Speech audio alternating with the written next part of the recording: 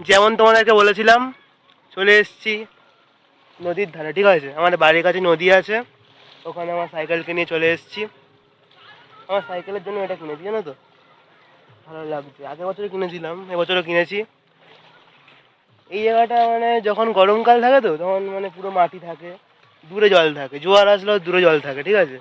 এখন আমি ভেবেছিলাম ওরকমই থাকবে, ওই জন্য ভেবেছিলাম অনেক ভালো ভালো ফটো কেটে যাবে, কিন্তু এই অবধি জল চলে এসছে। তো যতটা করা যায় ততটা করবো।